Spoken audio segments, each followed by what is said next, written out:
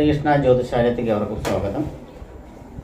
ഫെബ്രുവരി മാസത്തെ ഫലമാണ് പറയുന്നത്. ഫെബ്രുവരി മാസത്തിൽ വൃശ്ചിക രാശിക്കാർക്കുള്ള ഫലമാണ് പറയുന്നത്. വൃശ്ചിക രാശി എന്ന് പറയുമ്പോൾ തന്നെ വിശാഖത്തിൻ്റെ അവസാനത്തെ കാൽഭാഗവും അനിഴവും തൃക്കേട്ടയും കൂടി ചേരുന്ന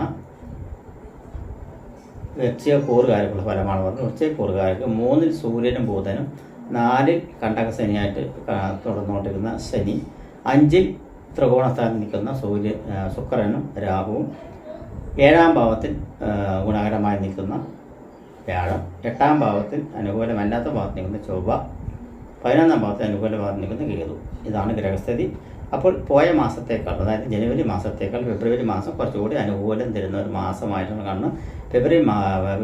ജനുവരി മാസത്തിൽ കുറേയേറെ ബുദ്ധിമുട്ടും കഷ്ടപ്പാടുകളും ഉണ്ടായിട്ടുണ്ടാകും. ധനസംബന്ധമായിട്ടുള്ള വിഷയങ്ങളിലായിരിക്കും കൂടുതൽ പ്രശ്നങ്ങൾ വന്നിട്ടുണ്ടാവുക. അതുപോലെ തന്നെ ദേഹ സംബന്ധമായിട്ട് അരിഷ്ട സംബന്ധമായിട്ടുള്ള പ്രശ്നങ്ങൾ ഉണ്ടാകാൻ സാധ്യത. കാലുകൾ സംബന്ധമായിട്ടുള്ള, കാലിന് അതായത് ഇടുപ്പിന് താഴെയുള്ള ഭാഗങ്ങൾക്കുള്ള, ശരീര സംബന്ധമായിട്ടുള്ള ഭാഗങ്ങൾക്കുള്ള തേയ്മാനം അല്ലെങ്കിൽ അങ്ങനെയുള്ള വാർദ്ധക്യ സംബന്ധമായിട്ടുള്ള രോഗങ്ങൾ, ചിലപ്പോൾ വീഴാനുള്ള സാധ്യത എന്നിവയെല്ലാം ഉണ്ടായി എന്ന് വരാം. അതിനെല്ലാം തരണം ചെയ്ത് വന്നിട്ടുണ്ടാവും എന്ന് വിചാരിക്കുന്നു.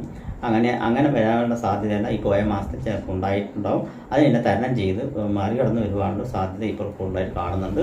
അത് കാരണം ചാരവശാൽ സൂര്യൻ 3-ൽ സഞ്ചരിച്ചുകൊണ്ടിരിക്കുന്ന സമയമാണ്. അത് കാരണം കൊണ്ട് വളരെ കുഴപ്പമില്ലാത്ത സമയമാണ്. അതുപോലെ തന്നെ 5-ൽ ശുക്രനും രാഹുവും ഗുണകരമായിട്ട് നിൽക്കുന്നുണ്ട്. 7-ൽ വ്യാഴവും ഉത്തമത്തിൽ നിൽക്കുന്നുണ്ട്. അതായത് ലഗ്നത്തിനെ വീക്ഷിക്കുന്നു. അത് കാരണം എന്തെങ്കിലും ആക്സിഡൻറ്റ് ഉണ്ടാകുകയാണെങ്കിലും വീഴുകയാണെങ്കിലും അത് ഗുരുതരപരമായി മാറില്ല എന്നുള്ളതാണ് പറയുന്നത്. അതിനെല്ലാം കുറച്ച് കാഠിന്യം കുറഞ്ഞു വരാനുള്ള സാധ്യത കൂടുതലായി കാണുന്നുണ്ട്.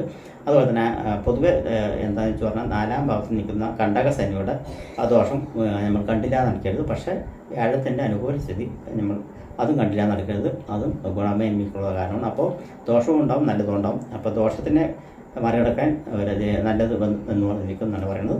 അതുപോലെ കണ്ടകശനി പോക്കായ കാരണം കുറച്ചുകൂടെ ബുദ്ധിമുട്ടുണ്ടാകും. അത് കാരണം പരിഹാരങ്ങൾ, ശനിക്കുള്ള പരിഹാരങ്ങൾ കൂട്ടി വരിക എന്നാണ് പറയുന്നത്. ശനി അതായത് മാസത്തിൽ 1 ചെയ്തതെന്ന് 2-എണ്ണമാക്കി വയ്ക്കുക. അതുപോലെ 2-ാം ചെയ്ത് ആഴ്ചയിലാക്കി വരിക.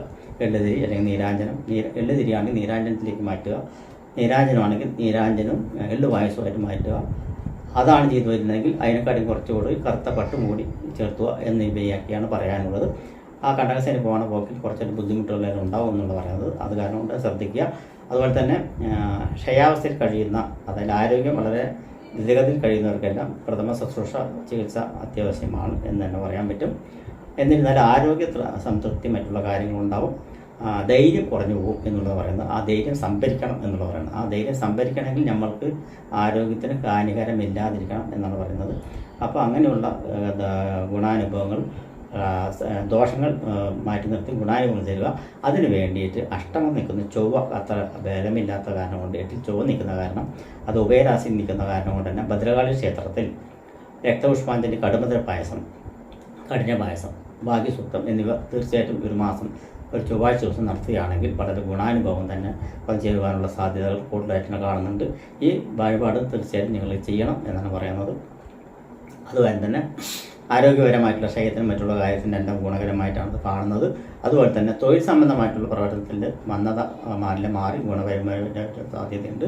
ഗവൺമെൻറ് സംബന്ധമായിട്ടുള്ള മേഖലയിൽ പ്രവർത്തിക്കുന്നവർക്കെല്ലാം അലസത മാറി ഒന്ന് മേൽമേൽ വരുവാനുള്ള സാധ്യത കാണുന്നുണ്ട്. ഉയർച്ചകൾ വരുവാനുള്ള സാധ്യത ഇനിയും കുറച്ചുകൂടി കാലം കാത്തിരിക്കണം എന്ന് തന്നെ പറയാം. എന്നിരുന്നാലും ദോഷങ്ങളെല്ലാം കുറച്ചുകൂടി മാറി വരുന്നൊരു മാസമായിട്ടാണ് കണക്കാക്കുന്നത്. ഞാൻ പറഞ്ഞ കഴിഞ്ഞ മാസത്തേക്കാൾ കുറച്ച് ഗുണകരമായിട്ടൊരു മാസമായിട്ട് ഈ മാസത്തെ കണക്കാക്കണം. അതിലൂടെ ധനലാഭങ്ങളും മറ്റുള്ള കാര്യങ്ങളും പ്രവർത്തി ചെയ്യും, മറ്റുള്ള കാര്യങ്ങളെല്ലാം വരുവാനുള്ള സാധ്യതയുണ്ട്. അതുപോലെ മെക്കാനിക്കൽ സംബന്ധമായിട്ടുള്ള വർക്കുകൾ ചെയ്യിക്കുന്നവർക്കെല്ലാം കുറച്ച് ദോഷാധിക്യങ്ങൾ കൂടുതലായിട്ടുണ്ടാവും.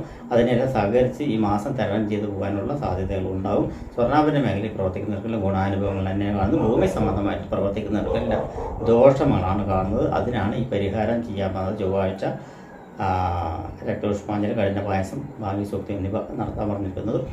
അത് ഭൂമി സംബന്ധമായിട്ടുള്ള എല്ലാ വർക്ക് ചെയ്യുന്നവരും, ഭൂമി സംബന്ധമായിട്ടുള്ള മണ്ണ് സംബന്ധമായിട്ടുള്ള വർക്കുകൾ, മണ്ണ് കൊണ്ടുള്ള ബിസിനസ് ചെയ്യുന്നവരും, വർക്ക് ചെയ്യുന്നവരും, തൊഴിൽ ചെയ്യുന്നവരും, ഭൂമി സംബന്ധമായിട്ടുള്ള മേഖലയിൽ പ്രവർത്തിക്കുന്നവർ, റിയൽ എസ്റ്റേറ്റ് സംബന്ധമായിട്ടുള്ള കൺസ്ട്രക്ഷൻ വർക്ക്, അങ്ങനെ ഭൂമി സംബന്ധമായിട്ടുള്ള എല്ലാവിധ ഇതിൽ പെട്ടിരിക്കുന്നവർക്കും ഈ പരിഹാരം ചെയ്തിരിക്കണം എന്ന് പറയുന്നത്.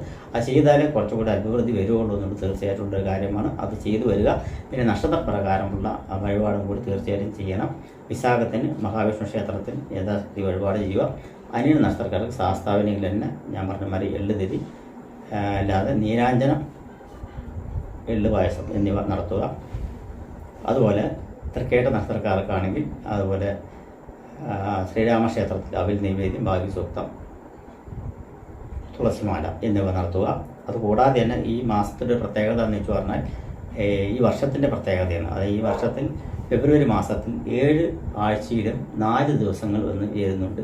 7, 4, 28. 28ആണ് ഈ വർഷം എനിക്കൊന്ന്. കഴിഞ്ഞ വർഷം 29ആയിരുന്നു, ഈ വർഷം 28ആണ്. അപ്പോൾ 7 ആഴ്ചയും 4 ദിവസങ്ങൾ വരുന്നത്. ഇപ്പോൾ 4-ന് പ്രാതിമുഖ്യമുള്ള ഒരു ദിവസമായിട്ടാണ് കാണുന്നത്, ഒരു മാസമായിട്ടാണ് കാണുന്നത്, വർഷമായിട്ട് തന്നെ കണക്കാക്കുന്നത്.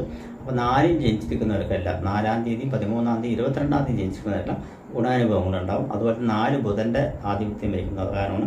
അതുപോലെ തന്നെ വൃശ്ചികക്കൂറിൽ തൃക്കേട്ട നക്ഷത്രക്കാർ ബുധാദശയിലാണ് ജനിക്കുന്നത്. അപ്പോൾ ബുധദശയിൽ ജനിക്കുന്നവർക്ക് കുറച്ചുകൂടി അനുകൂലപരമായിട്ടുള്ള സ്ഥിതിവിശേഷങ്ങൾ ഉണ്ടാകാനുള്ള സാധ്യത കൂടുതലായിട്ട് കാണുന്നുണ്ട്.